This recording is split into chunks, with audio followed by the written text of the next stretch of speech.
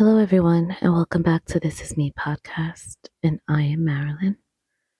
Um, Today I want to talk about being raised by narcissistic parents.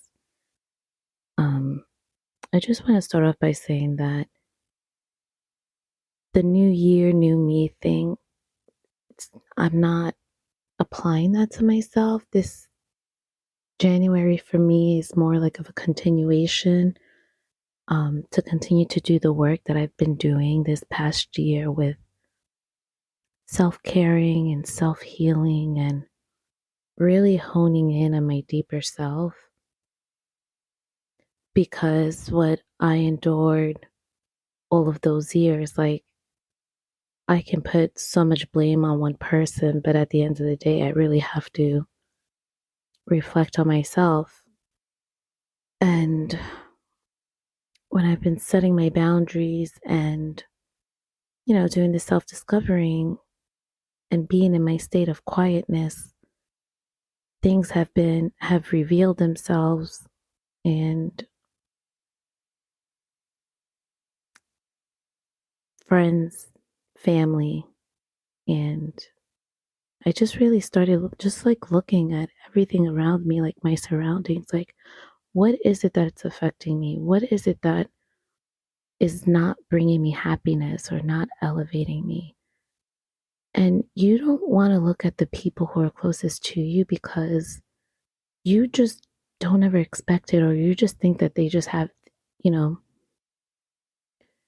your best interest at heart.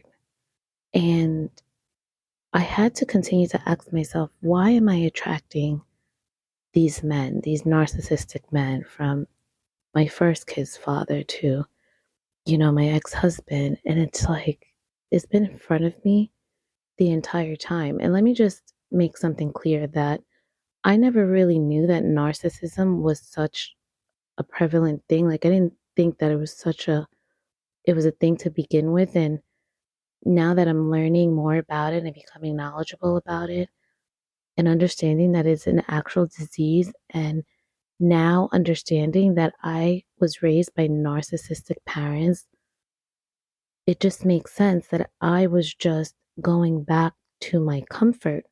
I was just conforming to what I just knew best because I didn't know anything else. And as of late, I have just been so emotional, just drained. Like, just there are days where I don't even want to get out of bed. And I just don't understand why. But my dad kind of just like unleashed on me, and there wasn't anything that really like triggered him. There was nothing that really caused the action for him to just say those terrible things to me. Just basically like, when I go against the family, that's why nothing good is happening in my life. And, what do you think? Social media is going to be there for you, and I'm not going to amount to anything, and that I committed the adultery. And I even got into it with my mother, I think a few podcasts last summer, how she just really came for me because I was dating a year after I left my husband. And it's just like, man, are why do they have this perception of me? And now when I really sit down and think about it, it's like, my parents never told me that they're proud of me. Or instead of my mother saying, oh, you weren't happy in that marriage, you weren't being treated right, don't worry about it, do what makes you happy, I believe in you. If anything, it was like, well, see if you can work it out for the kids. It's like, what? She was just like crying for my divorce. It was just wild to me. And I just could not understand it, because the inner child, all they want is their parents, but not understanding that they too have just been living in a generational cycle. And that is what they were trying to project on me. And while my father was saying that I go against the family and I'm disrespectful, I'm going against them because I'm no longer in a place where I'm allowing for anyone to control me. And this point of my life of understanding and clarity and this moment of isolation. It's lonely, it's sad, but I think it's just necessary if you want to grow as an individual. And I saw this motivational video the other day and it said, everyone's always saying, focus on your future. What are the steps? What are the steps? And it's like, you're not going to go anywhere or move forward in the future unless you deal with your past. And it just was like an aha moment for me because I'm like, damn, I've been doing so much. I'm working so hard. Like, why isn't it happening for me? Why isn't it happening for me? Like, what is this blockage that I have? And the blockage that I have is that in my subconscious, I was always told that or made to feel like I wasn't good enough and I wasn't capable and I wasn't worthy enough. And just now to hear my father say that at almost 40 years old, to say basically that I'm not going to amount to anything because I go against the family, i.e., I'm no longer allowing you to control me. It's like, shit, this is what has been being embedded in me my entire life. So that is what's draining me.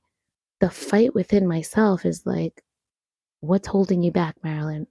Why are you afraid of this? Or why are you afraid? Because I do have my insecurities.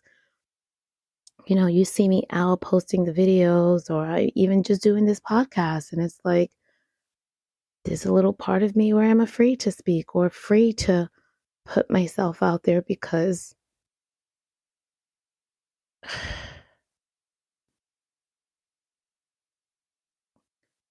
of the rejection, right? But it's like I've been being rejected my entire life by the people who are closest to me. And while I do live a life where I really don't care what people say, I don't care what strangers have to say about me because it's like, I don't even know you. But to have the closest people around you just basically not wish you well, prey on your downfall, like that shit hurts. And that's the part where you constantly have to fight every day and remind yourself you are worthy, you are capable. And I have to give myself a little bit of grace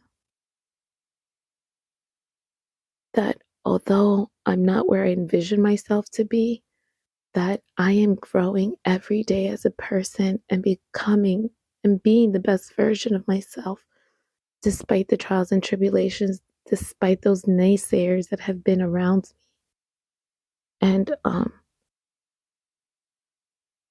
this hasn't been an easy journey.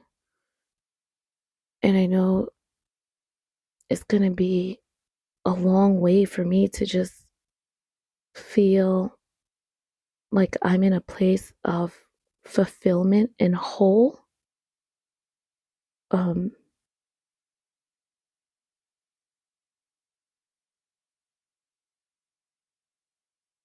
because it hurts.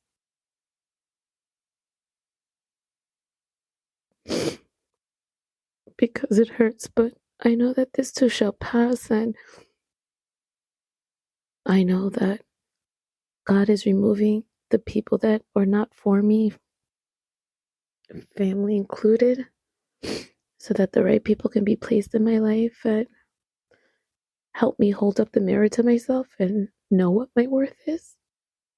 And I've been healing my adult self, but now I have to start healing my child self because I think that that's what's been blocking me. And and I think that's growth. I think that's life, right? Happiness, pain, sad, betrayal. But I think if you're aware, then you're on the right track and not living a life in denial and curating the life that you want for yourself. So that's all I got. Thank you for listening to my rant. As I learn more about surviving narcissistic parents, I'm able to articulate myself a little better. Because this was just like, whoa, what the F happened? What did I miss? How long have I been living in this dysfunction and in this chaos? And everything makes sense on why I trauma bond and why I attract these men. It's like I essentially married my father, right? And I know I'm not the only one, and I know it's more common than we think, but that's not the life that I want for myself. And if it means that I'm fighting for my happiness, I'm not going to take my gloves off. I'm going to keep fighting and keep fighting for the life that I want, for the life that I'm meant to have. And no one's going to make me feel guilty for it. So, again, thank you all for the continued support. And as always, I will talk to you soon.